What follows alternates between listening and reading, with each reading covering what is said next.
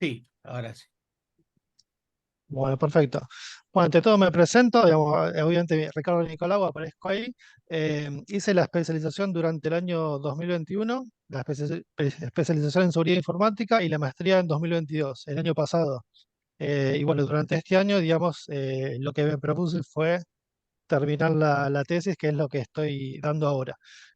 Mara fue mi directora de tesis, así que también la destaco, tanto en la especialización, digamos, digamos, estuvo como referente y también en esta maestría. Lo cual no es un dato menor porque tiene alguna relación, digamos, la especialización con la maestría que ahora voy a explicar. Bueno, básicamente voy a tratar de reducir, digamos, explicar todo ese trabajo largo y extenso en este tiempo disponible. El título está en pantalla, digamos, cómo puedo comprobar si una gestión en ciberseguridad es adecuada en búsqueda del método más eficaz. ¿Y a qué viene, digamos, este título? A, digamos, una empresa, pensamos una organización, una empresa de unas 25 o 50 personas con una estructura reducida en ciberseguridad, ¿no? En seguridad informática. Ese fue, digamos, el tipo de empresa que me puse a pensar cuando traté de hacer este trabajo. Entonces, el desafío entonces consiste en ese tipo de organización, digamos, sería una especie de contratado, ¿no? Contratado como CISO, contratado como un responsable de seguridad informática y tratar de cumplir este objetivo que me propuse acá. Ese es, digamos, el contexto para explicar un poco la temática. Eh, y algo muy importante es que lo pensé no solamente para que sea útil para un CISO o para un responsable de seguridad informática, sino también para alguien ajeno a esa área, es decir, un CEO de empresas o un directorio, digamos, de una organización. Eso, digamos, a nivel contexto. A ver, pasamos, segundo. Ahí. Pasamos a la agenda, entonces, básicamente lo hice bastante corto para hacer, digamos, énfasis en cada uno de los puntos.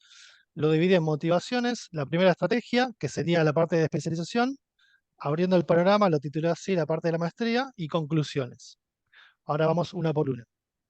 Básicamente, la parte de motivaciones, acá lo que intenté reflejar es una nube de palabras y demostrarle un poco la complejidad que tiene la seguridad informática o la ciberseguridad, digamos, si se puede permitir el término equivalente, aunque sabemos que no es equivalente, no es exactamente igual. Entonces, estas son dos maneras, digamos, de nube de palabras que existen, digamos, no son las únicas. Entonces, la idea es aprovechando la experiencia que tengo, el expertise, digamos, en otras áreas que no son seguridad informática, por ejemplo, administración, contabilidad, procesos, que vengo más de esa área, antes de inclinarme a sistemas, aplicar la ciberseguridad. Entonces, traté de ir de lo general a lo particular durante este trabajo, primero de especialización y luego la maestría. Otra forma de representar, digamos, la complejidad es esta. Esta es una imagen que me gustó, que es de la última Ecoparty, la Ecoparty de 2023. Digamos, tapé el tema de la imagen por un tema de datos personales, digamos, para evitar algún inconveniente. Pero básicamente es eso también, reflejar una de las maneras de mostrar la interrelación que había o los dominios de ciberseguridad, llamémoslo así, como un ejemplo, ¿no? Porque sabemos que hay estándares que también proponen los suyos, digamos, hay muchas maneras de representarlo, pero es para tener una visión de la complejidad que tiene la temática. Y por una tercera, digamos, fuente de motivación, digamos, es la cantidad de sucesos, de ataques, de noticias que hay últimamente de ciberseguridad.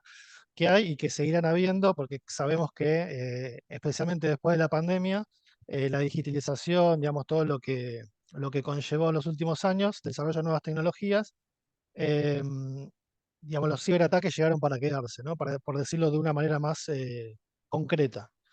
Así que esto fue lo que me motivó, digamos, a hacer el trabajo. Yendo a la primera estrategia, que es básicamente la especialización, como decía antes, hay tres etapas básicas de ese trabajo, que tiene una ligera diferencia en el alcance, ¿no?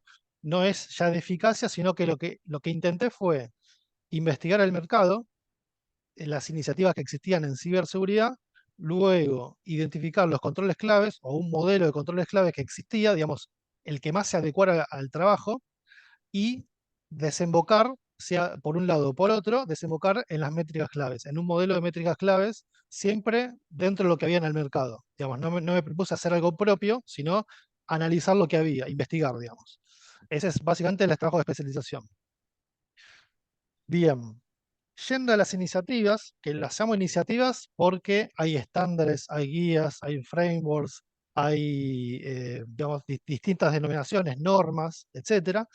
Encontré todo esto, y no solamente esto, sino que también hay otras más. Por ejemplo, menciono SAPSA, que es digamos, para arquitectura de seguridad, o podría mencionar IPA para datos de la industria de salud. Acá, por ejemplo, está ISO, COVID, bueno, etcétera. Cada una es una iniciativa, lo llamo así, para englobar, digamos, todas las temáticas, los conceptos de ciberseguridad, y básicamente en todas ellas, para no perderme en el detalle, destaco dos, que son ISO y NIST. Y entre esas dos me quedé con ISO. ISO especialmente lo que es, como dice ahí, la 27001 del 2022 y la 27002 del 2022. Ese es, digamos, el estándar o el grupo de estándares que identifique como iniciativas para el trabajo. Esa fue, digamos, la conclusión de la etapa uno de la especialización. ¿Y por qué elegí ISO? Por varios motivos. Uno es, por ejemplo, la actualización, el grado de actualización que fue el año pasado. Otro es el nivel de detalle. Por ejemplo, NIST tiene 1189 controles, al menos en su última versión, que es la 853 versión 5. En cambio, la última ISO, tiene 93. Estamos hablando de la 27002. Entonces, me pareció más apropiada para el trabajo mío, el trabajo que me proponía, la ISO por ese motivo. Otro motivo es la popularidad también. ISO tiene, digamos, más reconocimiento o más universalidad digamos, que NIST, ¿no? Siempre comparándolo con NIST. Pero comparando con otras iniciativas, como dije antes, puede ser mayor actualización, puede ser también mayor integridad, es más completa la ISO, que por ejemplo PCI, que es más enfocada en algo específico, y también tiene el suficiente nivel de detalle, que por ejemplo, no sé, COVID es un poco más de alto nivel o más orientado a auditoría o a digamos, otros objetivos que no eran los de mi trabajo. Por eso es que me quedé con ISO en esta primera etapa. Segunda y tercera etapa lo resumí en una sola diapositiva. SIS es el modelo de controles clave que elegí para el trabajo. ¿Por qué elegí SIS? Nuevamente, por varias razones, pero principalmente porque tiene una tabla de equivalencias con muchos de los estándares, como NIST, como PCI, como la propia NISO. Entonces, de alguna manera, habla también de la interrelación que había. Esa tabla de equivalencias para mí es muy importante de SIS, que básicamente son los controles críticos de seguridad, ¿no? Y en la versión 8, que es la versión actual, son solamente 18 controles clave que propone este conjunto, digamos, de controles propiamente dicho. Y digamos, resultó ideal para lo que era el objetivo de mi trabajo. Por eso lo elegí. A diferencia de las métricas clave, lo que me sucedió con las métricas clave es que me encontré con mucha bibliografía, muchísima bibliografía, pero no relacionada con digamos, no de utilidad para el trabajo mío. ¿Por qué digo esto? Porque, por ejemplo, la propia SIS tiene una versión de métricas clave que es la versión 7. La versión 8 todavía no lo hicieron, pero sí la versión 7, que es la anterior, y eran 171 métricas clave. Me parecía demasiado para lo que era el propósito del trabajo, 171. Buscaba algo, digamos, que sea una menor cantidad de métricas clave. Por otro lado, la bibliografía, volviendo a eso, hablaba mucho de cómo diseñar las métricas clave, que el objetivo SMART, digamos, que sean medibles, que tengan temporalidad, etcétera, etcétera, digamos, cosas que conocemos dentro del área, pero no presentaba un modelo. Entonces decían cómo hacerlo, daban algunos ejemplos, pero no llegaban a un modelo concreto de que me servía a mí. Digamos, sí, lo más cercano era justamente este modelo de métricas clave de SIS que no me terminó de convencer, entonces por eso puse la X, ¿no? Digamos, la conclusión de la especialización fue que no llegué a identificar en el mercado un modelo de métricas clave que me sirviera para lo que yo quería, que era gestionar la ciberseguridad de una manera simple, ¿no? De una manera, digamos, concreta y con pocas métricas, no con 171 como dije antes. Eso fue el final de lo que fue el trabajo de especialización. Pero, acá abro una diapositiva más, el final, digamos, de la especialización fue esto, que es abrir un poco el panorama hacia otras alternativas. ¿Qué serían otras alternativas? Otras maneras de gestionar la ciberseguridad que no sea este camino trazado inicialmente, que sería una especie de camino tradicional, ¿no? Repito, yo que vengo de la auditoría, que vengo de la gestión, es un camino, digamos, bastante lógico, identificar una iniciativa, identificar un modelo de controles clave y luego métricas clave, ir de lo general a lo particular. Entonces, lo que hice, o lo mejor dicho, lo que pensé, y ahí lo linkeo con la maestría, es dos opciones. Uno es avanzar en el desarrollo de un modelo de métricas clave propio, modelo de métricas clave de ciberseguridad propio, digamos, establecer uno, y el otro era, en vez de ir para adelante y profundizarlo, ir hacia atrás y replantear todo el trabajo.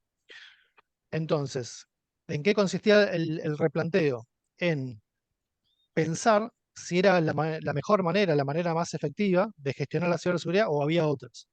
Y ahí estuve investigando mucho, digamos, como inicio de la maestría, y encontré, digamos, una serie de formas que las categoricé en 8 tipos de formas de gestionar la ciberseguridad. Y ahí damos inicio, digamos, la segunda parte del trabajo. ¿Cuáles son las 8 categorías digamos, que propuse? Básicamente es establecer un marco normativo que, digamos, partiendo de un diagnóstico de cumplimiento, hacer un marco normativo completo. Esto, digamos, podría basarse, por ejemplo, en ISO 27001, como decíamos en la primera parte. Eso es una opción de gestionar la ciberseguridad, ¿no? Eh, Obviamente acá incluyen niveles de madurez de controles, modelos MMI, digamos, se podrían aplicar muchas cosas, pero la categoría es esa, marco normativo.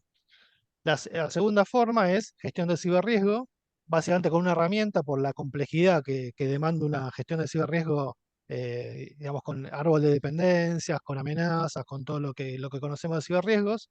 Entonces, trabajar con una herramienta y gestionar la ciberseguridad principalmente de esa manera.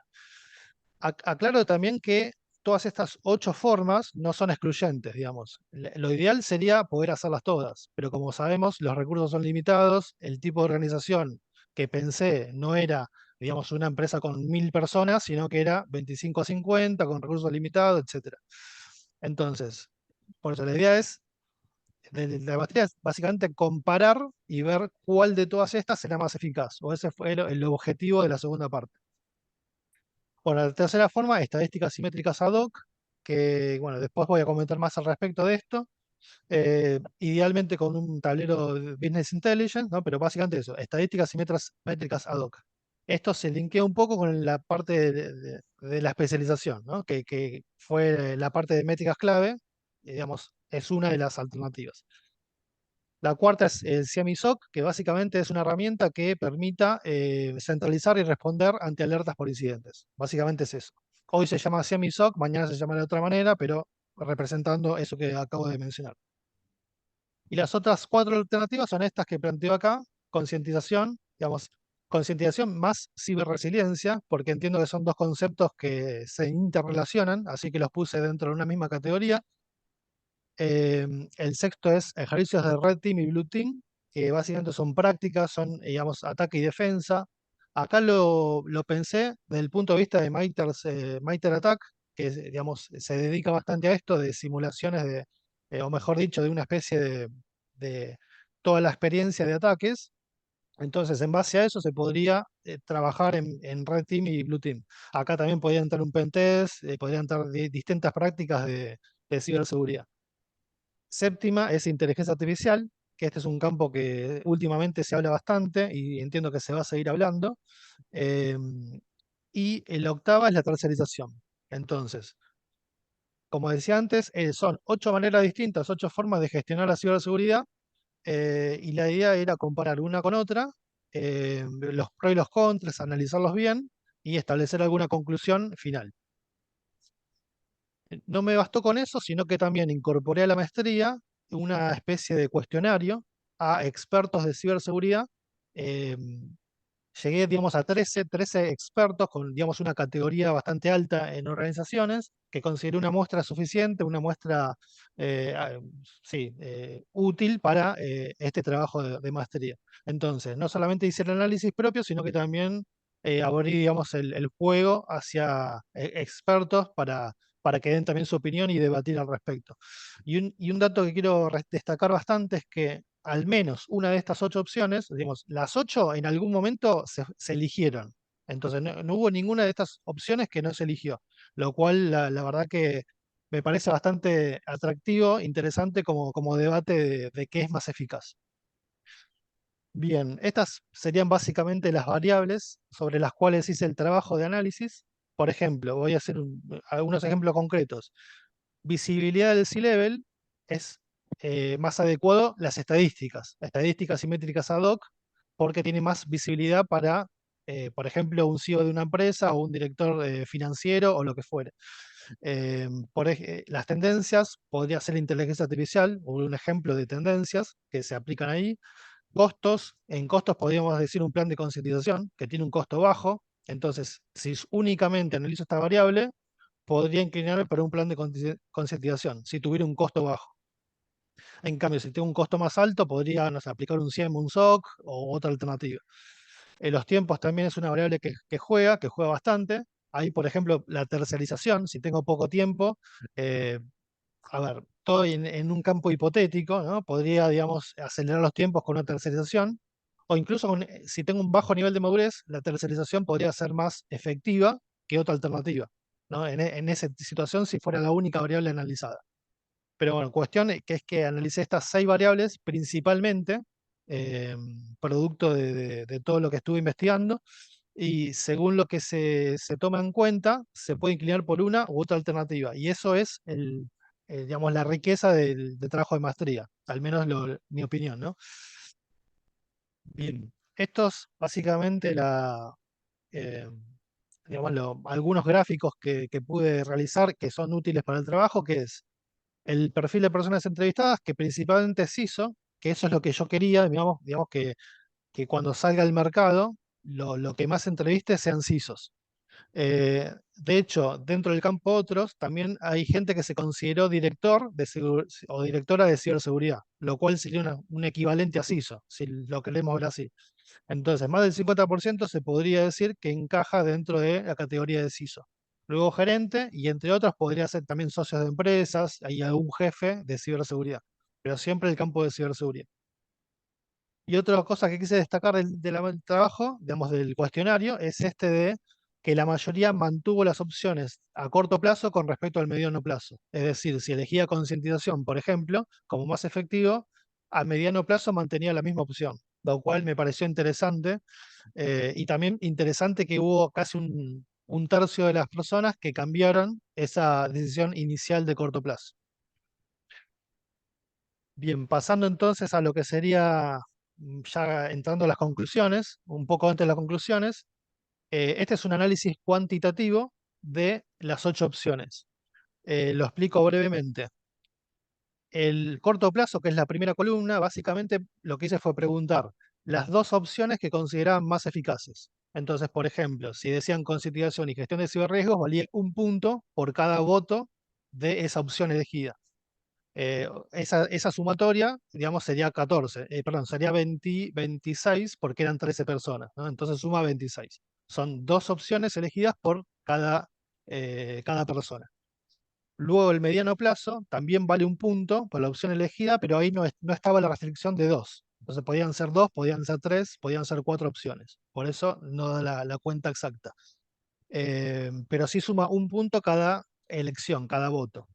Y por último está el corto plazo, que ahí lo que pregunté fue las opciones menos eficaces en el corto plazo. Como ven ahí digamos, en la tabla, la inteligencia artificial en el corto plazo fue la elegida como menos eficaz, la votada como menos eficaz.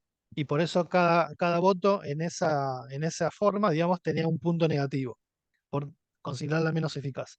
La única que no se votó como ineficaz fue la concientización. O sea, ninguna persona votó como menos eficaz de las opciones la concientización barra ciberresiliencia. Bueno, básicamente este análisis cuantitativo resultó de una sumarización y ahí están los resultados, ¿no? Se destaca bastante la concientización ciberresiliencia y la gestión de ciberriesgos, luego viene el marco normativo, luego tercerización y ya eh, un poco más atrás el resto de las opciones. Acá, en esta tabla se podría destacar bastantes cosas, ¿no? Por ejemplo, terciarización fue votada bastante en el corto plazo, pero no tanto en el mediano plazo. Eso considero que es bastante razonable porque en el mediano plazo, con un grado de madurez mayor, uno podría entender que la tercerización ya no es tan necesaria como en un corto plazo, lo cual tiene cierta lógica. Marco normativo pasa al revés, que no fue tan votado en el corto plazo, pero sí en el mediano. Y eso también tiene que ver con el grado de madurez y la necesidad, digamos, de poder llevar esa implementación. Bueno, y así con el resto. Se podría establecer muchas, sí, diría conclusión o muchos análisis al respecto, pero no quiero irme por las ramas. Este fue el análisis, digamos, cuantitativo. Y luego hice un análisis cualitativo en base a esas mismas respuestas y también a los comentarios. Comentarios de, digamos, no de votos, sino de narrativos. Entonces, en ese caso, eh, tenemos nuevamente corto plazo y mediano plazo analizados y luego agregué dos columnas más, una con el análisis mío, el que dice autor, digamos, es análisis propio mío, y luego el punto de vista de la dirección, que también fue un análisis mío propio. ¿Por qué agregué dirección? Porque al ser, digamos, entrevistados los que trabajaban en ciberseguridad y que el objetivo del trabajo también era expandirlo, extenderlo hacia otras áreas, es que contemplé la parte de la dirección. Alguien que no trabaja en ciberseguridad, qué tan útil era una forma u otra, ¿no? Una medida u otra. Y ahí, por eso, en negrita, están los que serían los principales cambios en mi análisis. Se destaca, por ejemplo, gestión de ciberriesgos, lo bajé a medio, según mi análisis, porque varias razones, digamos. Considero que la gestión de ciberriesgos tiene mucho de subjetivo, o sea, tiene muchas subjetividades en el armado de la gestión de ciberriesgos. Después se podrían caer en algunos sesgos de interpretación, porque, a ver, por ejemplo, un riesgo que podría ser alto para una persona podría ser bajo para otro, digamos. Entonces, hay bastantes subjetividades, bastantes temas de interpretación y también que en los modelos, los estándares de ciberriesgos, eh, por ejemplo, Magerit, por decir algo, ¿no? Digamos, eh, suelen ser de alguna manera limitados. No sé, quizás carecen de la parte de la nube, o sea, los riesgos de la nube, o carecen de lo último que salió, digamos, en el último tiempo. Entonces, hay ciertos puntos que entiendo que la gestión de ciberriesgos no los cubre, y eso hace que no sea tan eficaz desde el punto de vista de ciberseguridad. Luego, el marco normativo me pareció al revés, que el marco normativo, sobre todo si es uno completo, sí es bastante eficaz, incluso más de que quizás las respuestas que obtuve durante el cuestionario. Y por último, las estadísticas simétricas ad hoc también lo elevé a la categoría alta en la dirección. ¿Por qué? Porque una persona que no trabaja en seguridad informática entiende bastante, o creo entender bastante, en especial si trabaja en gestión financiera o que si es un CEO de una empresa, todo el tema de métricas, ¿no? De un tablero con métricas, siempre y cuando esté bien diseñada. Entonces, eso me pareció una forma, eh, digamos, bastante eficaz, si bien desde el punto de vista de la seguridad no es tan eficaz. Por eso hice esa distinción. Coincido, digamos, con los entrevistados que no es tan eficaz desde el punto de vista de seguridad, pero sí digamos, para la dirección, ¿no? Para presentar ante un directorio y explicar un poco cómo es la gestión dentro del área. Entonces, este fue el análisis cualitativo que se une al cuantitativo.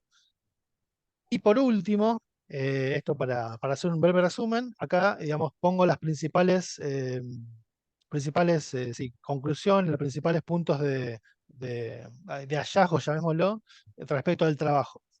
Los ciberataques llegaron para quedarse, especialmente, digamos, luego de la pandemia, que se incrementaron exponencialmente.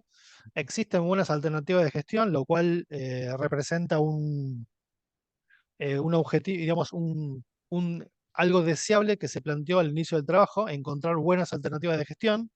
El monitoreo es viable, pero no es sencillo. Esto es en especial a nivel de métricas. Es bastante complejo establecer un modelo de métricas. Si bien se puede hacer, es muy, muy arduo, muy, muy complejo. No hay una solución mágica, eso también es cierto, porque, a ver, si solamente hacemos un plan de concientización, quizás resulte, entre comillas, más eficaz que otra forma, pero deja cosas de lado, ¿no? Digamos, siguen habiendo riesgos por más bien que esté implementado ese plan de concientización. Por eso no hay una solución mágica.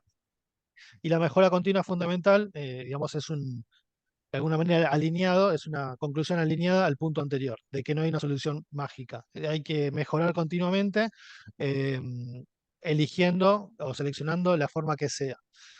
Y por último, esta es la última diapositiva, esto es más que nada entre las opciones. Existe consenso sobre la necesidad de concientizar y promover la ciberresiliencia. De esto salió el análisis cuantitativo, que era la única que no fue calificada como menos eficaz. La tercerización es más necesaria en organizaciones inmaduras. Esto también se desprende del análisis y los cuestionarios. Y la contribución de la inteligencia artificial puede ser la llave del éxito o del fracaso. Esta última conclusión me gustó presentarla también porque si bien hoy en día se tiene esa visión de que no es del todo útil para el punto de vista de gestionar la ciberseguridad, no significa que en 5, 10 o 20 años sea la forma prevalente o prevaleciente de gestionarla. Digamos, hoy por hoy no está lo suficientemente madura, según el análisis realizado, pero puede, digamos, en poco tiempo pasar del último puesto de estas 8 al tercero, segundo o primero. Entonces, por eso es quizás la más inestable, la que tiene más incertidumbre de todas las opciones analizadas. Bien, básicamente ese es el trabajo de maestría, así que traté de resumirlo, digamos, en pocos minutos todo lo que fue un trabajo bastante complejo y, bueno, bastante ambicioso también, y entiendo que también original, porque no encontré, digamos, algo relacionado a esto. ¿Qué quiero decir? Que en general los trabajos que encontré fueron elegir una especie de pieza de rompecabezas, o sea, un tema específico y desarrollarlo bastante, en profundidad, pero no encontré ese planteo de asociar varias medidas en un mismo trabajo, varios métodos, llamémoslo, y establecer una especie de comparación y conclusión al respecto. Así que creo que fue bastante original, al menos el planteo y lo que se pretendió buscar. Ahí terminaremos con la exposición, con la presentación. Ah, muy bien, Ricardo, muchas gracias. Justito, y 29, sí. Gracias. Justito el tiempo, sí. No, Impecable. perfecto, perfecto. Y bueno, quedamos ahí entonces los comentarios de los jurados, en cualquier orden, por favor. Sí. Y yo quisiera consultarle a Ricardo, me tomo el atrevimiento de preguntar primero, em, si vos, porque vos planteaste un caso hipotético cuando recién comenzaste tu exposición, muy interesante, donde vos elegiste quizás una empresa dentro de las argentinas, una de las que quizás más abundan, la tipología que vos Mm, imaginaste, ¿verdad? Y mm, supongamos claro. que a vos te llaman como consultor y te dicen, te invito a que me hagas me des unos pequeños tópicos de cómo gestionarías la ciberseguridad. ¿Está bien? Estás en Sí. una reunión con los directores y te piden, dentro de todo esto que vos has estudiado, que me parece muy valioso, si tuvieras que llevarlo al mercado argentino e intentar hacer una primera aproximación de plan de acción, ¿qué le dirías? Sí, bueno, ese es bastante complejo porque, eh, uno podría decir, la primera respuesta depende de la organización, ¿no? Es la típica respuesta, depende de la organización. Pero no me quise quedar, digamos, con ese acercamiento, sino con decir, a ver, hay una empresa que es bastante habitual, sobre todo en el mercado argentino, que es, como la describí, una empresa 25, 50 personas, un poco más, un poco menos, que tiene alguna iniciativa, algún deseo de gestionar ciberseguridad, pero recién empieza. Entonces tiene algo, pero le falta lo otro, entonces, etcétera. Y entonces, en ese planteo, lo que yo consideraría, de hecho es una de las conclusiones que salen dentro del análisis cuantitativo y cualitativo, es primero tener ciberresiliencia o ciberconcientización, llamémoslo concientización con ciberresiliencia, porque afecta a la cultura, por eso están unidos. Eso me parece fundamental porque prepara a la organización frente a cualquier problema, sobre todo a futuro, ¿no? Porque el gran poder de la concientización, según mi opinión, es que no solamente prepara para lo que existe, sino para lo que no existe, lo cual diferencia bastante de otras alternativas. Eso como primer campo. Y después el marco normativo. El marco normativo me parece fundamental, sobre todo si es lo más completo posible y en una madurez, digamos, obteniendo una madurez y ya implementando un estándar, iría por un segundo estándar, digamos, que sea también complementario y expandir el panorama. Por ejemplo, empezar por empezar por ISO y quizás después seguir con NIST. O si es una empresa un poco más inmadura, arrancar por los controles SIS, que es un poco más básico, y después seguir por SIS. Digamos, cumpliendo ese ciclo de mejora continua y ampliando digamos, el nivel de madurez y las herramientas de una organización en materia de ciberseguridad. Perfecto, muchas gracias. Nada. Javier, Alejandro, Y yo te quería preguntar, a mí me gustó el trabajo, la verdad se nota que hay mucho laburo ahí. Yo lo que me llamó la atención es cuando vi la encuesta esa que hiciste a lo último, Sí, que quizás en varias respuestas de los CISOs, o en general, digamos, no se le daba tanta preponderancia al marco normativo a corto plazo. Lo cual a sí. mí me parece una herramienta fundamental y después yo veo cuando vos pones como tu opinión que también le subís el valor, ¿no? Sí. Entonces quizá la pregunta era un poco esa, ¿por qué crees que no sé si lo pudiste detectar de la encuesta, ¿por qué crees que no se le dio esa preponderancia que vos sí le diste? Bien, buena pregunta. Te digo lo que opino yo y por qué se dio esto. Yo en la pregunta de corto plazo hice una limitación, una restricción adicional al mediano plazo. Es decir, en el mediano plazo no puse un límite de elección, en cambio en el corto plazo puse un límite de dos. O sea, que elijan dos opciones, máximo dos opciones. Y esto fue totalmente intencional para evitar no sé, elijo todas las opciones, ¿no? Porque uno podría decir, pongo las 8, elijo las 8 y listo. No. Entonces, para evitar eso y que sea útil el cuestionario, lo restringí a dos. Entonces, eso entiendo que es la principal razón, porque uno podría decir, es importante, pero quizás está en un tercer orden, lo cual, siendo tercera de 8, es bastante importante, pero no llega a ser votada dentro de las dos primeras. Esto también se puede observar en el mediano plazo, porque en el mediano plazo, digamos, de hecho, está entre las tres más importantes, más votadas, y con mucha diferencia sobre el resto. Entonces, y ahí lo que concluyo es que no es que no se considere importante o eficaz, sino que a corto plazo esa limitación influyó mucho en el resultado. Bien, bárbaro, gracias. No, no, Bueno, eh, bueno, una duda, el universo de los que encuestaste, ¿cómo sí. lo sacaste? ¿Cómo lo determinaste? ¿Presencial? ¿Por correo? ¿Cómo fue? Digamos, me interesa saber qué perfil tenía esa gente. Bien, sí, lo que traté de hacer es lo más heterogéneo posible, ¿no? Digamos, entonces, en base a eso, yo trabajo en una empresa de ciberseguridad, entonces, por ejemplo, dos personas entre esas 13 eran dos socios de la firma. De hecho, uno es CISO, entonces uno era CISO y otro sería un socio que estaba como otros en el cuestionario. Después conocí gente, digamos, de la maestría. La maestría también, digamos, dos o tres personas, lo saqué de la maestría que cursé, que también tienen un puesto importante y por eso me pareció de utilidad. Otros contactos fue de Mara que fue la directora de tesis, que es más que nada la industria bancaria. De hecho, ella misma, si no me equivoco, también participó de la encuesta y también estuvo mi hermana, digamos, que también se dedica a eso.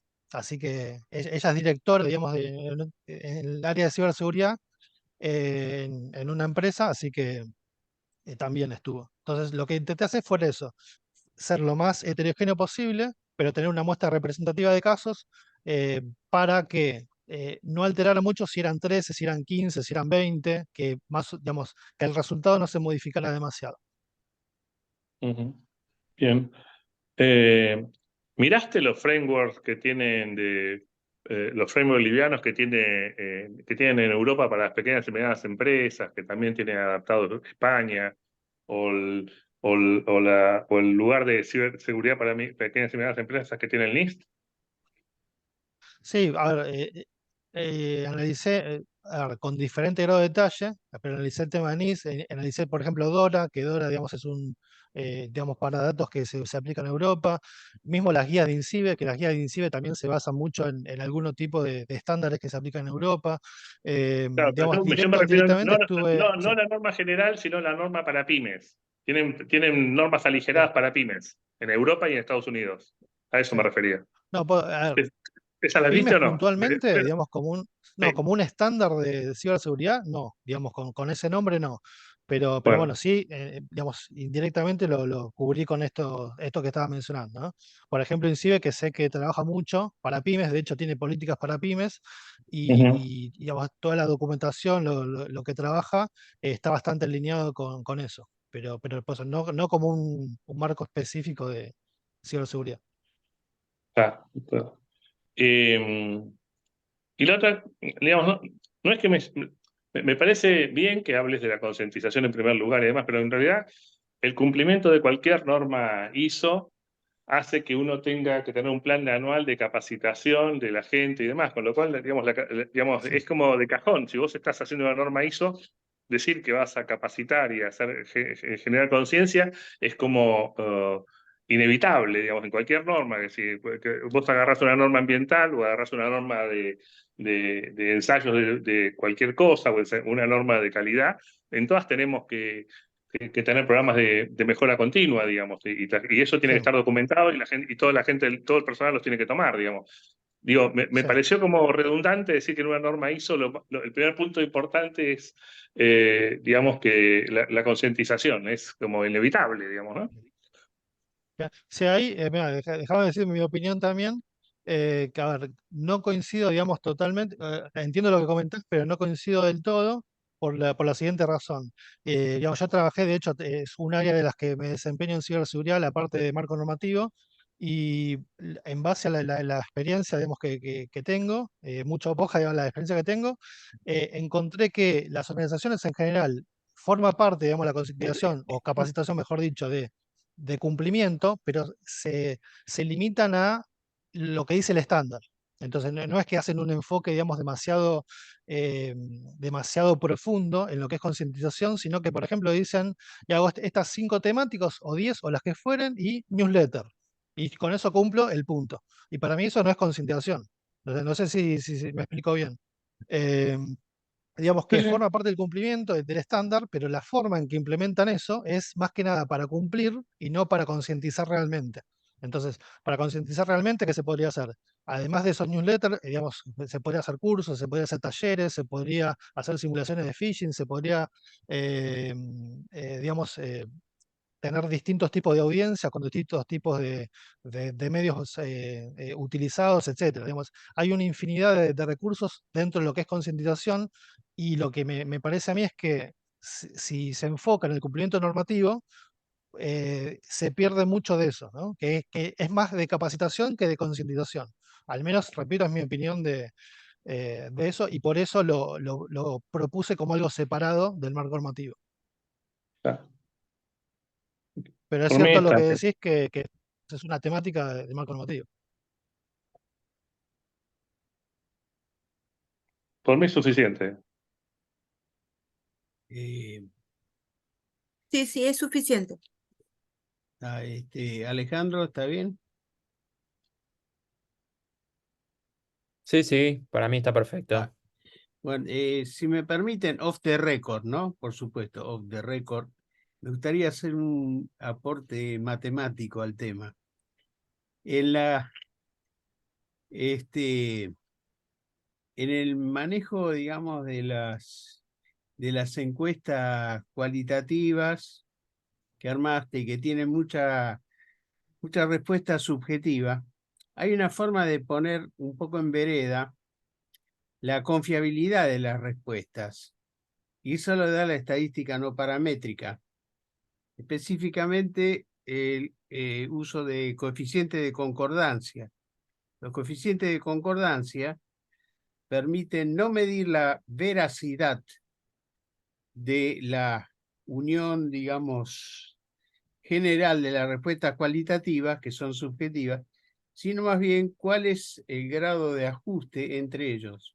A ver si hay realmente hay una verdadera Sí, conciencia. correlación, sí. Claro. Bueno, eso lo hace el coeficiente de concordancia, ¿no? Como el de Kendall. Bueno, hay varios. En estadística no paramétrica eso se puede buscar y eso eventualmente podría servir para cuantificar un poco mejor las respuestas cualitativas. Bueno, Bien, eso sí, es darle simplemente una idea, sí, viste, que tiro porque es un bien. vicio nomás que tengo de acordarme de Sí, cosas. sí, sí, estuve también como docente en algunas materias, así que Está conozco, digamos, bien. la pasión que tenés sí, de eso. Y es útil, digamos, es útil si sirve como para presentar de alguna manera más, Sí, si querés, más es más matemática, ¿no? Más objetiva, precisa. es Sí, más objetivizar un objetiva, poco lo exacto. subjetivo, ¿no? Dentro de lo que Sí, se puede. Bueno, bien, muy bien, muchísimas gracias entonces, Ricardo, y le vamos a ceder el micrófono entonces a, ya, a Francisco, Listo, Pedro. así Fabricio. que, Fabricio, perdón. gracias. Si querés empezar a compartir y largamos nomás tu presentación. Buenísimo, y comparto. Primero, felicidades, Ricardo. Estaba muy bueno. Y ya empiezo. Perfecto. Bueno, buenas tardes a todos. ¿Sí? Mi nombre es Fabricio Torrico, postulante a la maestría en seguridad informática, y el tema que desarrollé es hardening de servidores. ¿Sí? En particular, el desarrollo de un sistema que permita facilitar y agilizar el proceso de hardening en servidores Linux. El director del trabajo de tesis es el doctor Pedro Hedge. Bien, el tema de hardening, desde mi punto de vista, es un tema muy amplio, ¿sí? Que hay que atacarlo desde diferentes flancos. En este caso en particular nos vamos a enfocar en servidores y aplicaciones. Es un tema muy amplio, necesitaríamos horas para explicarlo, pero voy a tratar de resumirlo en esta media hora que tengo, y para eso lo dividí en tres partes el trabajo que hice, ¿sí? El primero, introducción, donde voy a mostrar la importancia del tema, los objetivos y la hipótesis planteada. Sigo un poco con el desarrollo, donde voy a ver los estándares analizados, herramientas y soluciones de paga para proceder con el desarrollo del sistema. Estos dos puntos voy a tratar de pasarlos lo más rápido que pueda para entrar en detalle en el uso del sistema como tal que desarrollé, ¿sí? Finalmente, después de ver el sistema, una demo del sistema, vamos a ver que se pudo validar la hipótesis del trabajo y finalizamos con las conclusiones. Bien, como decía, el tema de hardening es bien amplio, entonces nos vamos a enfocar simplemente en las aplicaciones y en servidores operativos, y para eso quiero definir, antes de empezar todo el desarrollo, qué es hardening, que para mí, dentro de todas las definiciones que hay, es un conjunto de medidas que permiten reducir la superficie de ataque y, en consecuencia, las vulnerabilidades y los riesgos asociados a elementos informáticos, ¿sí? Todos los que estamos en el medio sabemos que en general el tema de pases a producción, subir sistemas, subir poner servidores que publiquen sistemas es un tema del día a día en empresas medianas y mucho más en empresas grandes, ¿sí? Simplemente como dato, a enero del 2023 había 1.000 millones de sitios web, y se estima que cada minuto se suben a la web 175 nuevos sitios web, que por lo general utilizan configuraciones por defecto, ¿sí? Que dicho sea de paso, es el causante de un tercio de la fuga de datos. En ese entendido, el objetivo general del trabajo es desarrollar un sistema que permita facilitar y agilizar el proceso de hardening en servidores Linux. Para eso tengo diferentes objetivos específicos, por ejemplo, la revisión documental, la revisión de herramientas gratuitas o de uso libre por tiempo limitado, y proceder al desarrollo del sistema para servidores Linux, ¿sí? También se extendió esta herramienta que desarrollé a hardenizar servicios, pero en particular nos enfocamos en servidores Linux. La hipótesis en ese sentido es que el sistema desarrollado mejora los niveles de seguridad en los servidores en los que se ejecuta.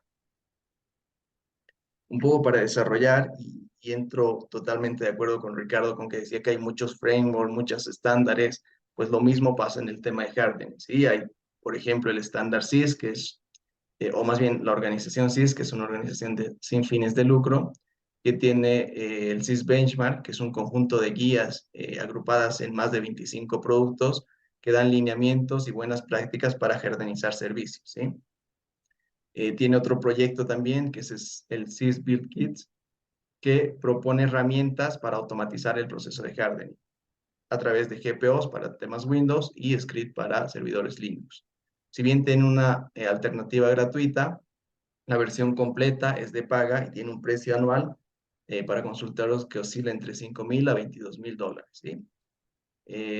Tenemos también DISA, que es una agencia de apoyo y combate del Departamento de Defensa de Estados Unidos, que publica dos guías, las SRG y las STIC, ¿sí?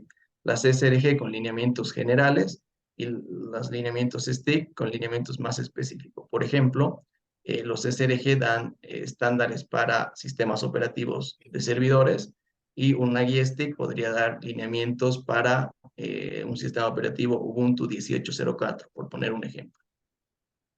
Estos lineamientos, si bien tienen una categoría de una unclassified, que es de acceso libre para todo el mundo, también tiene otra agrupación denominada for Official Use Only, que es solo para las agencias de Estados Unidos, ¿sí? El SANS Institute, que muchos de nosotros lo conocemos por el tema de capacitaciones, también está enfocado en temas de ciberseguridad y lanza diversos white papers y posts en su sitio web. Además, tiene un proyecto que se denomina SANS Score Checklist, que publica lineamientos y guías de configuración de seguridad para Windows, Linux, aplicaciones, sistemas operativos de nube y de red, ¿sí? Otro elemento importante, u otra organización importante, es el NIST, que es la Agencia de Gobierno de Estados Unidos, que tiene como programa el Security Configuration Checklist, ¿sí? Que es un programa donde se aglutinan diferentes guías y buenas prácticas lanzadas, por ejemplo, por CIS, DISA, SANS, fabricantes, otras organizaciones, las agrupa en un mismo lugar y en base a esto lanza nuevas guías de configuración. Como ven, hay distintos estándares, distintos lineamientos en el mercado que uno puede tomar. Entonces, NIST evidenció esto, y aparte de aglutinar todos los, o no todos, pero la mayoría de los estándares en su National Checklist Program, lo que hizo es sacar un estándar, ¿sí? Que es el estándar SCAP, que es el acrónimo de Security Content Automation Protocol. Este estándar de estándares, llamémosle así, es fundamental para el desarrollo del trabajo, y es por eso que en las siguientes láminas vamos a desarrollar un poco más en qué consiste este estándar, ¿sí? En realidad es un marco de especificaciones multipropósito, como decía, desarrollado por el NIST, que tiene diferentes componentes, todos ellos basados en XML, ¿sí? En la notación XML. Algunos de ellos, que son los que utilizamos en el trabajo, es por ejemplo XCCDF, que describe listas de verificación de seguridad, ¿sí? Es netamente descriptivo y no contiene comandos para el escaneo, simplemente dice cuál es una buena configuración de seguridad. Otro estándar dentro de SCAP es OVAL, que es un lenguaje declarativo para hacer afirmaciones lógicas sobre el estado de un sistema, y lo que hace es eso, describir la configuración deseada. SC, que permite la ejecución de script a partir de una política SCAP, de lo que veíamos arriba. Source Data Stream, que es también otra especificación, que es básicamente la que va a funcionar o la que vamos a utilizar en el trabajo desarrollado, porque es un formato que empaqueta otros componentes, ¿sí? Entonces, todo lo que es XCCDF, OVAL, SCE, CPE para la enumeración de plataformas, ARF para la evaluación, o más bien los resultados de una evaluación, son empaquetados dentro de un archivo que tiene el formato Source Data Stream.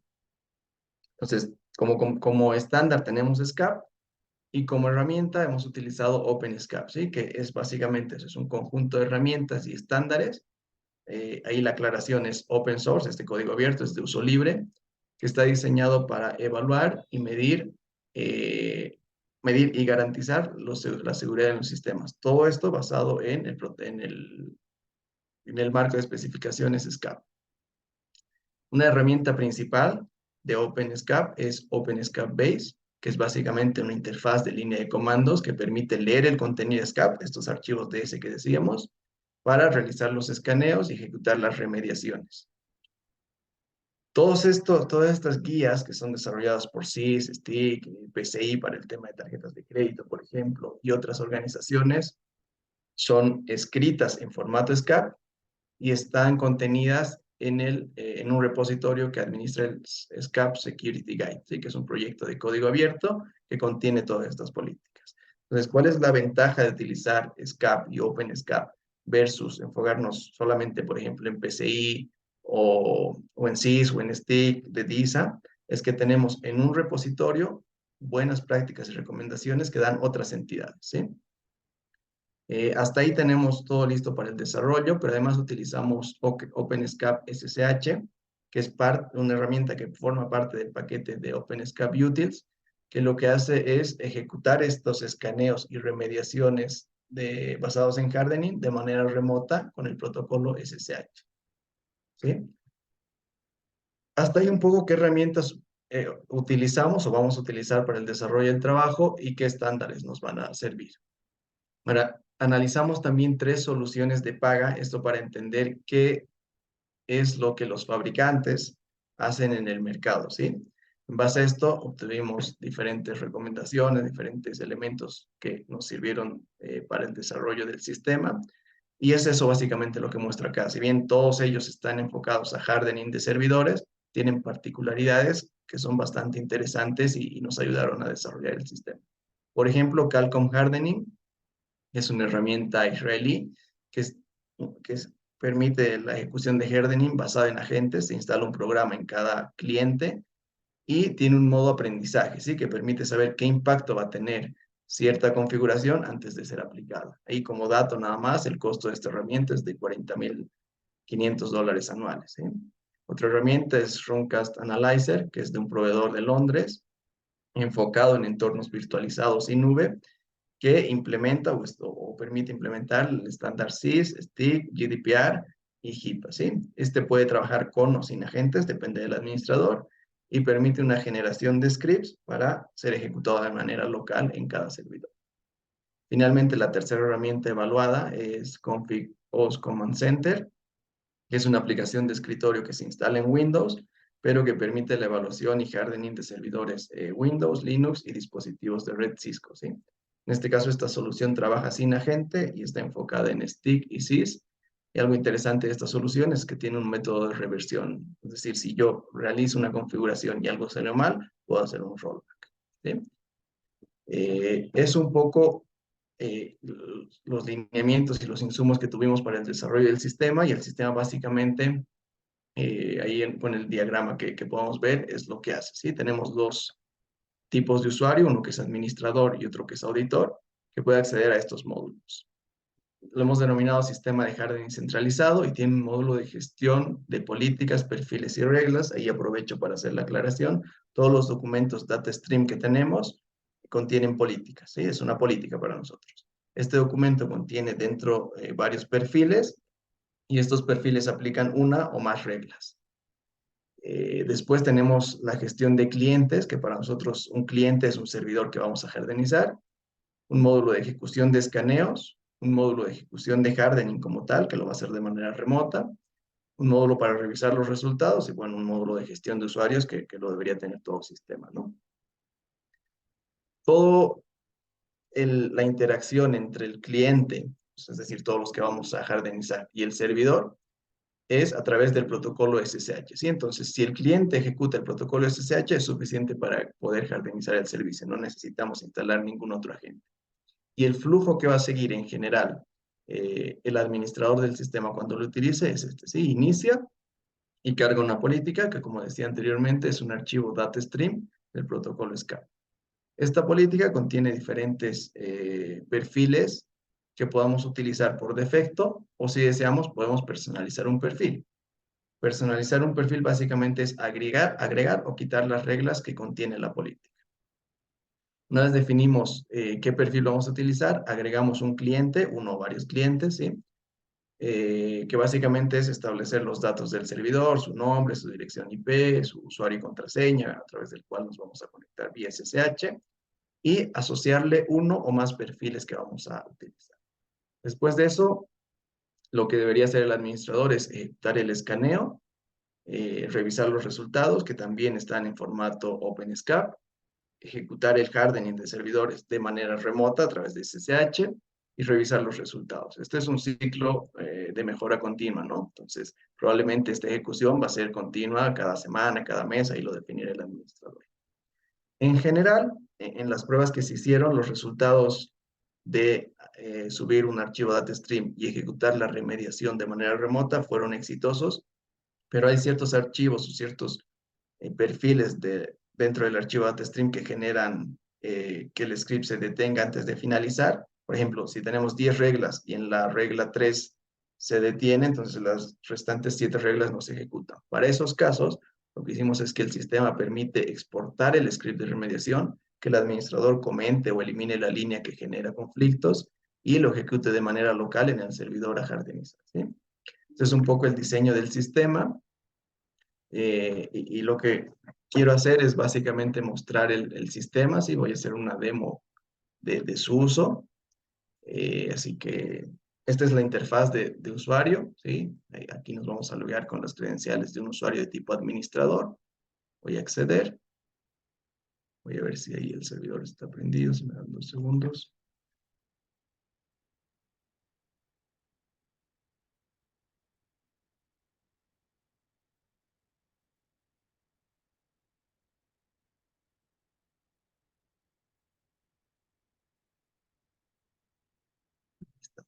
Cargue.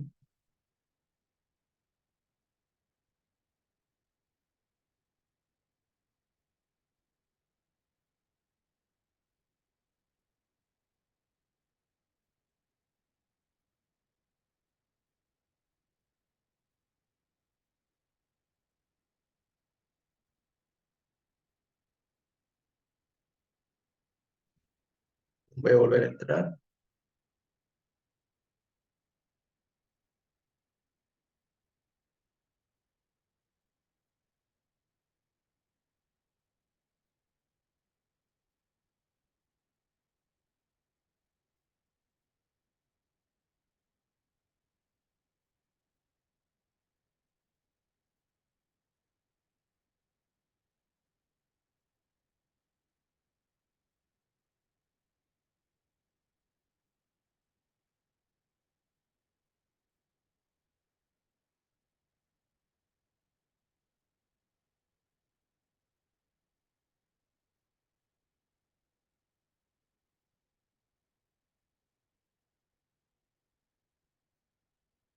Bien, ahí creo que el servidor me jugó una mala pasada, pero bueno, tenía un respaldo para esto, así que voy a mostrarlo a través de un video. Quería hacerlo en vivo, arriesgué un poco, pero bueno, lo veamos a través del video, igual les voy explicando, ¿sí?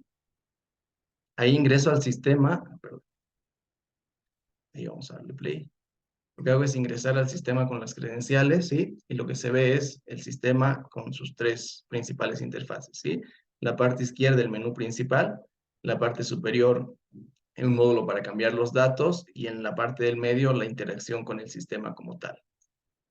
Entonces ahí voy a seguir avanzando y mientras lo muestro voy comentando los módulos del sistema. Tiene una gestión de usuarios, un módulo para las políticas, perfiles y reglas, el inventario de clientes, el escaneo de hardening como tal, que permite escanear y revisar los resultados, y bueno, la opción de salir, ¿no? Lo que voy a hacer primero es entrar acá, ahí muestro la opción para editar la contraseña y los datos del usuario. Ingreso a políticas, perfiles y reglas, cargo un archivo en formato DataStream, ahí lo cargo, esto está contenido en el repositorio que comentaba, le pongo una breve descripción, ¿sí? En este caso lo voy a poner política para sistemas operativos Ubuntu 18.04, y cargo el sistema, y cargo el archivo. ¿sí? Y seguramente va a tomar unos minutos, perdón, unos segundos en cargar. Y como vemos, se llena la tabla. Aquí tenemos la política que se ha cargado, todos los perfiles de la política, una pequeña descripción, todo esto es del archivo DataStream. Y como vemos, todos estos perfiles son de tipo default, ¿sí? Podemos crear un perfil de tipo personalizado, que es lo que voy a hacer ahora en el video. Voy a tomar como base la política que habíamos cargado, le pongo un identificador del perfil, ¿sí? Le pongo un título que básicamente aquí va a ser un perfil personalizado reglas SSH, vamos a jardinizar todo lo que tiene que ver con el protocolo SSH y le doy crear. Entonces, como pueden ver ahí se agregó el perfil que acabo de crear y al ser un archivo de tipo custom me permite editar las reglas. Entonces voy a seguir con el video. Y ahí lo que vemos es básicamente todas las reglas que están contenidas en esta política y lo que el administrador tiene que hacer es seleccionar el check de todo lo que se quiere revisar, ¿sí? Entonces les voy a dar play ahí. Por ejemplo, lo que les decía, vamos a habilitar todo lo que es SSH. Entonces voy haciendo check en cada una de las reglas que tienen que ver con SSH. Voy a ir bajando un poco ahí las opciones. Habilito, por ejemplo, que se instale el servidor OpenSSH, que verifique un grupo de pertenencia, que verifique que el punto public key esté securizado y todas las reglas que necesitemos. Y acá el administrador va a poder ir seleccionando una u otra regla según necesite. En la parte derecha pulsa guardar y cuando esté listo pulsa salir. Ahí le decimos que ya hemos guardado y con eso estaría. Entonces hasta ahí tenemos cargada la política, todos los perfiles por defecto y el perfil personalizado que hemos creado. El siguiente paso es ir a inventario de clientes y agregar un nuevo cliente, ¿sí? Entonces ahí en el video voy a mostrar cómo se agrega un cliente, que básicamente es lo que les decía. Perdón.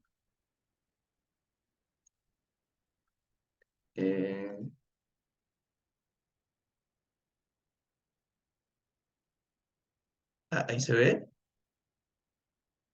Veo que se colgó la presentación. Sí, se ve, pero está como frisado.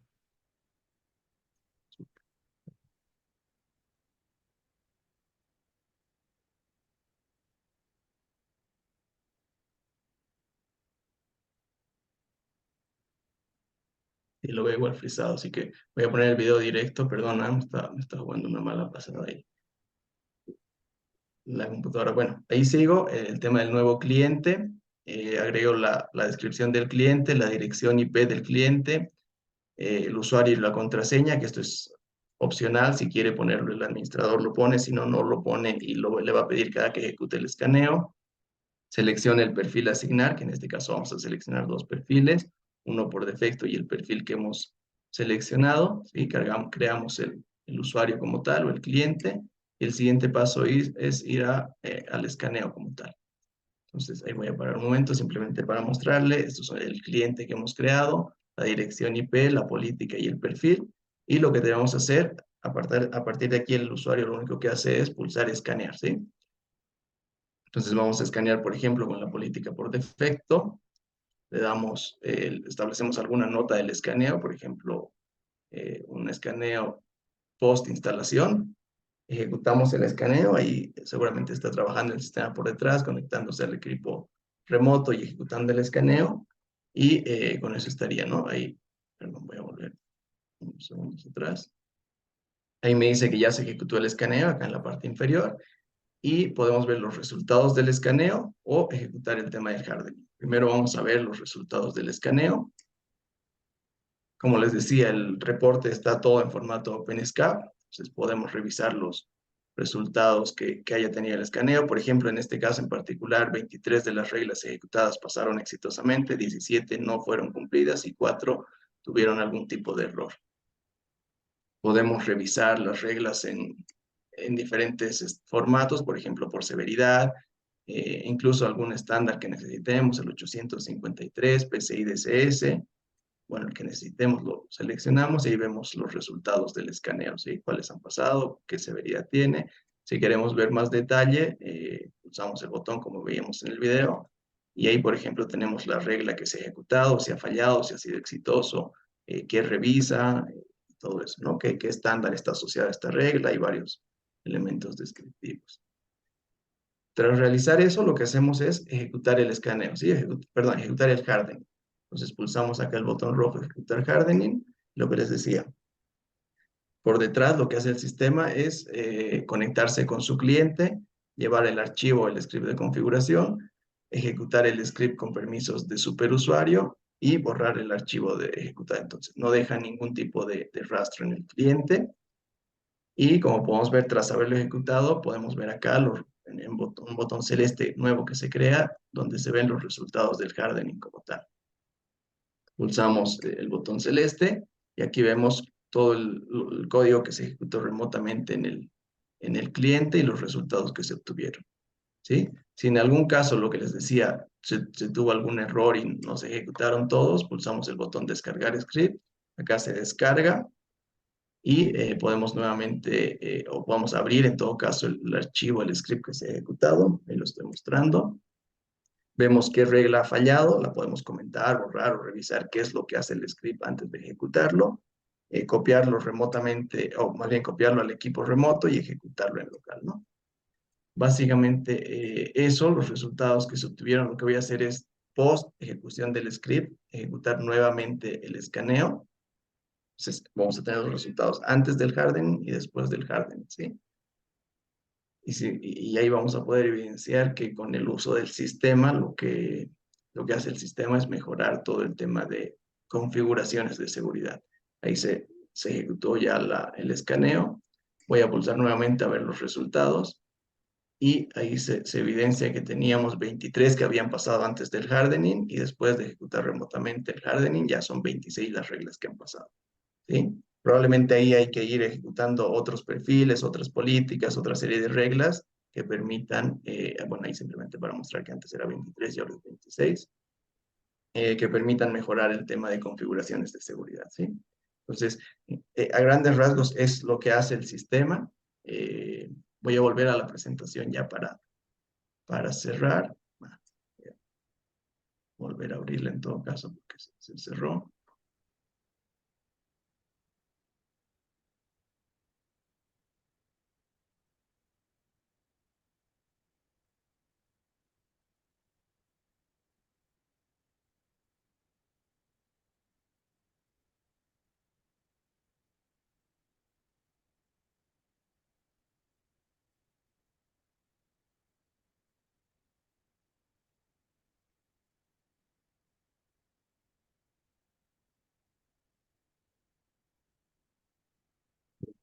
Y vuelvo.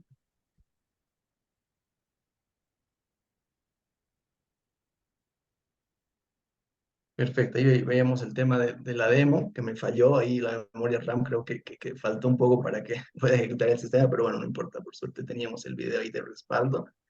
Y como pudimos ver, se pudo validar la hipótesis, ¿sí? La hipótesis, recuerden, era que el sistema desarrollado mejora los niveles de seguridad de los servidores en los que se ejecuta, y se hicieron 3 pruebas, ¿sí?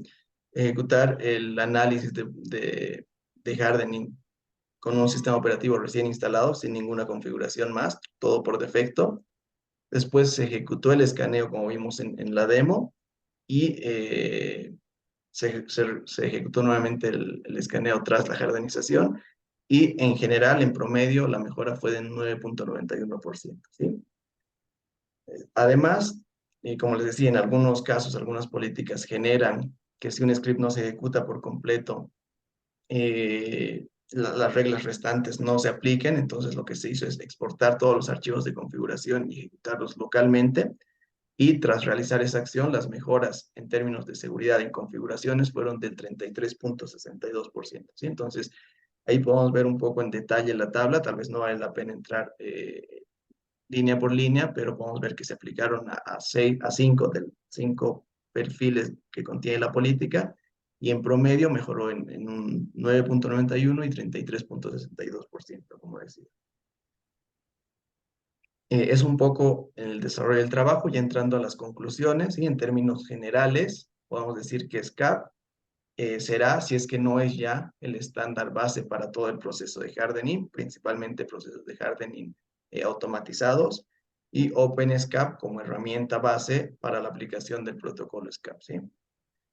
Esto debido a que, como decía, no solo se enfoca en lo que dice NIST, sino en lo que dice otras organizaciones y cada proveedor, al ser un tema open source también, cada proveedor puede publicar sus propios lineamientos en formato SCAP y cualquiera los puede ejecutar. Sumado a esto, si bien el trabajo cumplió con las expectativas, cumplió con la hipótesis, permitió una mejora de configuraciones en términos de hardening. El sistema como tal tiene expectativas de crecimiento, ¿sí? Para mí es open source, está publicado en GitHub, el que desee puede entrar, obtener el código fuente, está también la base de datos, puede aplicar las mejoras que requiera o que necesite para implementarlo, pero además yo creo que puede dar lugar este trabajo a otros trabajos, ¿sí? Por ejemplo, ahí se me ocurrió un tema de modo aprendizaje, como lo tenía una de las herramientas que hemos evaluado, donde antes de aplicar las configuraciones, el sistema permite decirle al administrador qué impacto va a tener esta configuración, ¿sí? Tal vez un módulo adicional que se puede desarrollar es un rollback de configuraciones que permitan volver a un estado anterior de configuración en caso de que tenga algún impacto negativo. Analizar la implementación de agentes, ¿sí? Si bien ahora mismo lo único que tiene que tener el servidor es acceso a través del protocolo SSH para ser administrado, no necesita instalar más nada, podemos analizar la implementación de un agente que permite obtener información más detallada del servidor o del cliente que estamos hardenizando. Tal vez el escaneo y hardening programados, y como sabemos, estos temas administrativos de servidores generalmente se hacen a medianoche para no impactar al negocio, entonces podríamos programar estas tareas. Lo que decía, utilizamos el protocolo SSH para administrar cualquier tipo de dispositivo.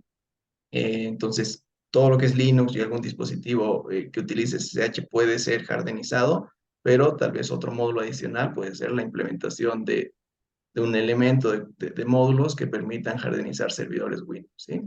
Y finalmente, otra recomendación que podría ser dada para crecer un poco, para hacer crecer un poco este sistema, que es un poco más ambicioso, la verdad, porque implica un grupo de gente más grande, pero lo propongo, es que esta herramienta se implemente en un entorno colaborativo y de una comunidad así, donde diferentes administradores, por ejemplo, suban sus políticas, perfiles y reglas que a ellos les sirvieron o que desarrollaron, y los otros miembros de la comunidad puntúen estas reglas, de modo tal que un administrador pueda unirse a la comunidad, ver la que mejor puntuación tiene e implementarlo en su infraestructura, ¿no? Es un poco como conclusiones. Tienen ahí el código fuente si alguien quiere trabajarlo, si quieren hacer algo más, si hay algún estudiante interesado, igual por favor que me contacte o escanee el código y le pasan el código fuente y puede trabajarlo. Básicamente es eso, agradecer a todos, me disculpo de antemano por el corte que hubo, se fue de las manos, la verdad es un tema técnico, pero bueno, teníamos ahí el backup para salvar la presentación. No sé si tienen consultas, alguna recomendación al trabajo, Pedro. Bueno, muy bien, Fabricio. No, no tenés que disculparte, vos sabés que Buenísimo. el único asistente en este tipo de lanzamientos de demos en vivo es Mr. Murphy. Tal cual. Así cual. que no hay otra explicación. Siempre pasa lo mismo. Bueno, muy bien. Entonces quedamos abiertos acá a las consultas del jurado. Buenísimo. Quedo atento. Yo te consulto, en realidad es una... Sobre el trabajo en sí, no mucho porque, digamos, está bien, está cerrado, digamos, está bien autocontenido. La verdad no quedó mucho espacio ahí, por lo menos para mí, para la consulta. Me gustó el trabajo. Lo que te quería preguntar es si consideraste o si te ocurrió dentro de las ideas de aplicar, digamos, este enfoque, no tal vez el de hardening, porque no sé si sería posible, pero sí el de diagnóstico en entornos tipo Docker o Kubernetes. No sé si se te ocurrió. He visto otros enfoques no basados en SCAP, pero bueno, nada, es una posibilidad.